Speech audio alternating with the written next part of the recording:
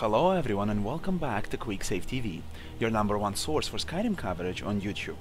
Today I'm gonna present you the class, the Spellblade. Now, quick overview. I'm gonna present you the weaponry I suggest for the class, the armor I suggest for the class, specific equipment I suggest for the class, and the contradictionary usage of robes. Alright, so now this video was suggested by one of the subscribers. That's actually the second take of the video, which is very frustrating. However, the first take was too long. Now I'm gonna just quickly run through all the ideas I wanted to talk to you today. Now, I suggest you to focus, to get your coffee, because it's probably gonna be a lot of information again. Now, the idea of the class. Spellblade is a fighter-mage hybrid, relying heavily on spells, one-handed weaponry and armor to stay alive. In melee combat, dealing devastating damage to the enemies, and at range, confusing them, turning them against one another, and killing them with destruction spells. Now, Spellblade is not a mage, and not a warrior. Spellblade is a deadly combination of both, and requires a solid understanding of the game, or a very stubborn nature to be effective. Now let's talk about all the things in details. Let's start with the weaponry. I have prepared several weaponry for this introduction. However, I have to tell you right away, you will be able to make something better or something that's more appropriate for you. Don't specifically follow my example. I created a blade, the Calling of the Dead, which has casual enchantment for 10 points of frost damage to health and stamina. The Crusader, which absorbs 10 points of health. The Voice of Justice, which is a specific dagger, which is used to turn undead and Deidre. And now the Wheatbane, which does 20 points of magic damage. The best enchantment so far, I would suggest you to use, is the Drain Magicka. I'm just gonna talk about all the enchantments. The idea behind these enchantments for the blade is just to be a little bit more effective against melee fighters, because melee fighters will be your major problem as a Spellblade, because you're not a focused you're not a focused fighter. You're actually a spell fighter. Yes, you use the spells and you use the fighting attributes in order to assist you in combat. So your main difficulty will be not mages or archers. Your main difficulty will be actually warriors with shields and two-handed. So cold will allow you to drain their stamina and not let them use their power attacks. The Crusader allows you to drain some health from the enemies upon attacking them. It's not a perfect combination, but yeah, that's the idea. The Wheatbane allows you to destroy enemy magic. It would be much more effective if it would instead drain magic, but I didn't have this enchantment at the time I made this weapon, so yeah. And the Voice of Justice is the dagger, which you won't use in general, because dagger is not effective, not as effective as any other weapon, so you shouldn't use it in general, but you can use it to get rid of undead and Deidre out of enemy groups. By doing so, you will reduce the enemy groups as such, and it will make your life much more easier. Now, perfect. Now let's talk about spells. Spells. I divided spells for you on two groups. Of course, it's my suggestions. You might be able to find more effective usage of them, but I'm gonna talk about my suggestions specifically. You have to remember, it's my opinion and it's my suggestion. If it doesn't work for you, don't force yourself to follow it. So, in the first group, I put Illusion and Destruction, plus a little bit of Conjuration. It's a useful group. The second group, useless group, is Alteration and Restoration. Now, how would we use the spells? Let me go ahead and run through spells. I'm actually going to turn here. Let's start with Destruction. Illusion. Illusion has nice spells such as Calm, Fear, and Fury, which all work the same way.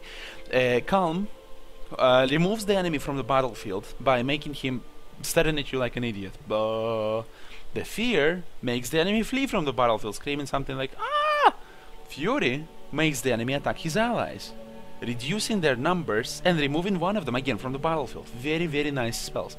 Illusion will allow you to get rid of melee fighters, with difficult melee fighters, in order to use your distraction spells and, you know, just to deal damage effectively without dying. Now, very effective spells and distractions are cloaks, and in general any damaging spells. Now, how are they effective? Let me just go ahead and demonstrate it. We activate the cloak and just rush into the melee combat. I'm a little bit naked right now, but just don't mind that. The idea behind using the cloak is because you are a melee fighter, right, and because you are a hybrid, it's very nice to use different abilities which last a long time. So as you use the cloak, you can go in melee combat, deal damage with your sword, and also burn enemies with your fire cloak. then very, very good.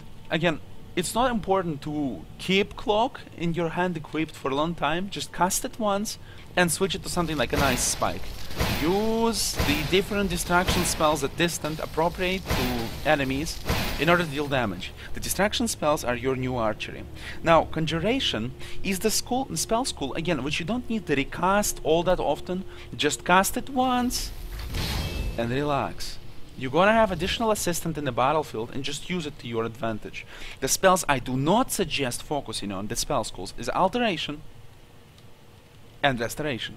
Alteration, because it provides more bonuses to mages when they don't wear armor. You will wear armor if you're not a homicidal maniac.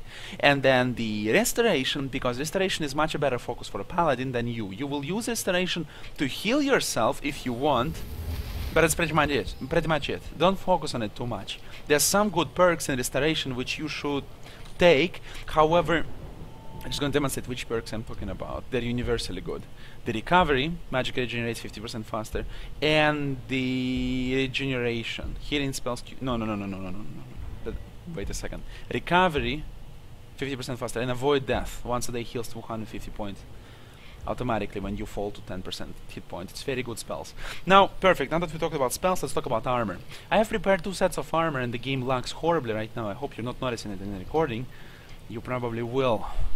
I have created 2 sets of armor. Okay, heavy and light.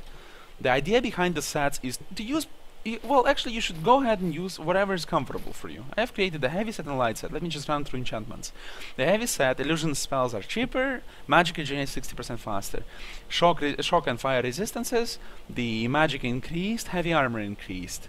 Now illusion is cheaper and magic is increased. Now light armor is distraction is cheaper and magic regenerates faster. The resistances are increased. The magic is increased, light armor is increased, magic regeneration also increased. So the idea is to make something useful for you. I would argue for a Spellblade that you have to balance your enchantments. Don't just go all in, oh, I need more magic, I'm a Spellblade. No, that's not how you should think. You should just go ahead and balance them with resistances and the additional magic, a cheaper spell casting, and focus on one school, okay? If you like illusion very much and you use it in every fight, just you go ahead and focus on illusion. If you like the distraction much more, just focus on distraction, right? Make distraction cheaper and just be more effective. Now, it's about armor. What to prefer, light or heavy armor? Now let's talk a bit about this. The light armor as such is cheaper on perks, but it's less effective, okay? Light armor, to be good in light armor, you don't really need a lot of perks. It's very easy to master. Where are you, light armor? Where are you? Oh dear, yes, you are here. It's very cheap on perks, as you can see. 1, 2, 3, 4, 5, 6. This one is double, so 10. Okay, I mean it's 5 times, so it's 10. And the heavy armor is much more expensive. Oh boy, it's much more expensive, but it's much more effective as well. So, you know, if you have additional perk points to spare, just go ahead for a heavy armor. Heavy armor as such is more effective, but more expensive on perks. Okay, we talked about it. Now, robes. Robes are suicidal for a Spellblade because you're also melee. Robes don't provide you any damage resistance bonuses, and they are very, very not effective in this. You know, because of this, you will die much more often. And it's like, notice how much my armor is right now, 1,167. Now just equip the robe. It drops 2 times, even more than 2 times. Now think of that. What's gonna happen to you when you're gonna go in melee? Horrible crap. It was a door. I apologize for that very much. Now the idea of using, I'll just go ahead and open it. The idea of using the robes is only when the enchantments is so strong that you are prepared to deal with the decreased damage resistance, right? However, considering that you are a melee class, any decreased damage resistance will eventually just kill you. So I don't suggest you using robes in general because you're gonna go heavily in melee. So don't use robes. Perfect. The stone I suggest for you is the Lover Stone, as it gives plus 15% bonus for each skill gain, right? Each skill gain in the game. Not just specific skills. If you cannot find the Lover Stone, go ahead and use plus 20% from the Warrior or Mage Stone. Also very, very good stones. Now, potions. We're going to talk a little bit about potions. Potions of healing and magicka. You should actually stockpile equally on both, because you're gonna use both effectively, and especially stockpile on healing potions just in case, because unlike the full-scale warriors, you won't use a shield, and you won't use two-handed weapon, which will not assist you in combat anyhow. You will use one-handed, which is less effective. You will use no shield again, so it's quite dangerous for you not to have enough healing potions. Again, you could use restoration magic for that, but when the things get hairy, you should actually just go ahead and use a potion. At first, when you don't have good enchantments of your armor, you won't have enough mana, so you also have to use magic potions.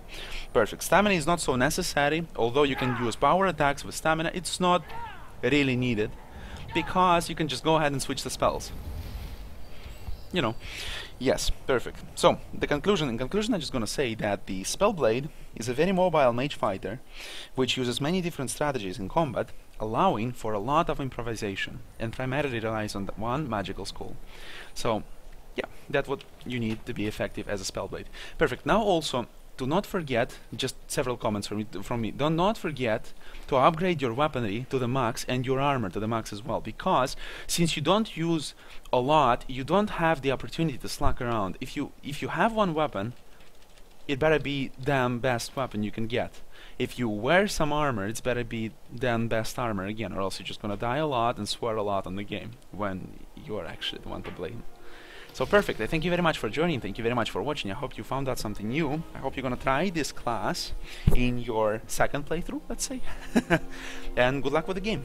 Thank you very much for watching. If you enjoyed the video, enjoyed the commentary, go ahead, like, subscribe, and share with your friends. It would also really help if you favorite, but that's not necessary, as not all of you do that. Thank you very much. Have a great day, and bye bye.